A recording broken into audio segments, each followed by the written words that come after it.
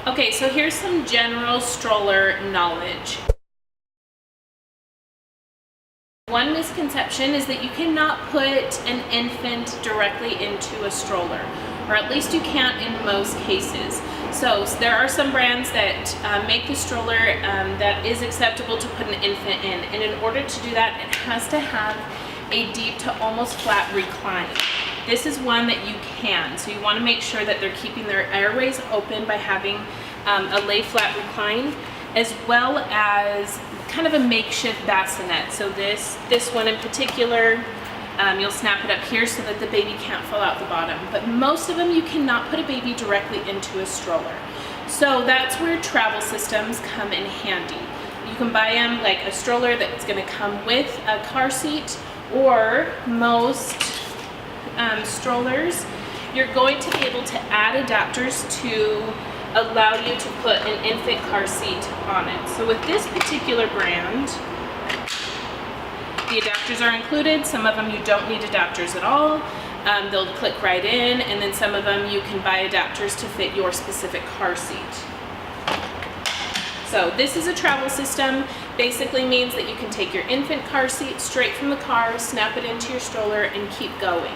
Now, one thing to caution parents is that you don't want to keep your child in an infant car seat for long periods of time. What that can do, especially if they're not at the right angle, their head can come forward and cause asphyxiation, and they could stop breathing. So you want to keep them laying flat as much as possible. That's where a bassinet accessory is really nice. It's going to keep them laying flat, so you don't have to worry about keeping their airways open. Okay, a couple of features that are different on each stroller. I'm going to go show you those. So a lot of strollers have adjustable handlebars. At least the nicer ones do, but there's two different ways that it's going to adjust. So the first is telescoping, and so that means it's coming out. It's just coming straight out from the frame. Now, I prefer a telescoping handlebar. The reason for that is as it's coming out, so as it's getting higher, it's also getting further away from the stroller, which means it's also increasing your kick distance. So if you need it higher, you typically have longer legs as well. And so this is going to bring the stroller further away from you, so you have enough room for you to walk, as well as bringing it up at a comfortable level. So that's awesome. The other kind of adjustable handlebar is pivoting.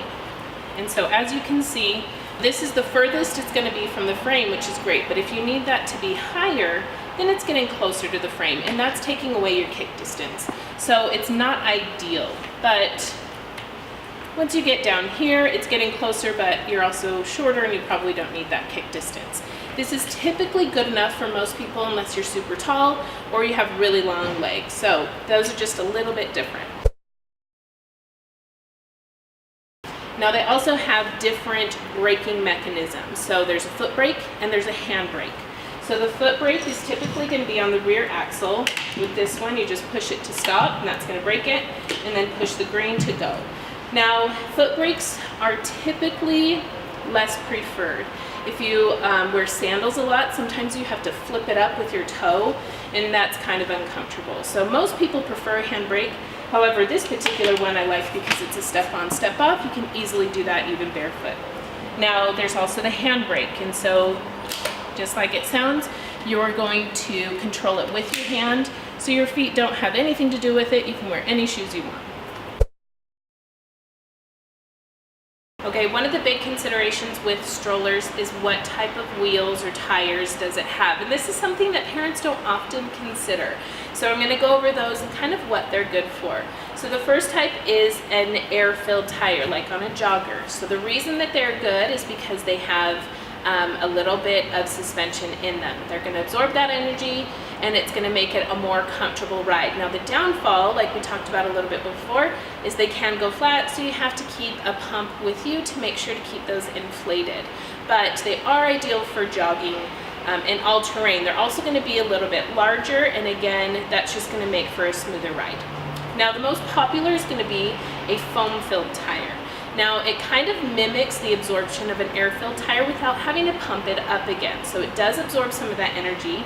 They typically, as you can see, have a little bit of tread on them, and so that's going to keep it from slipping around on different surfaces. which is great. They're usually a medium size, and this is great for your everyday stroller. It can be good for all terrain depending on how rough that terrain is, but it's also great for walks at the mall or amusement park around the neighborhood, that sort of thing.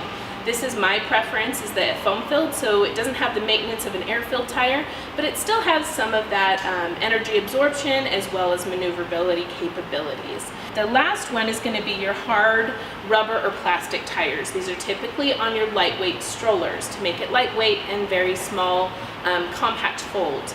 Now the downfall is it's not going to absorb energy. You're going to feel every crack and every rock in the street.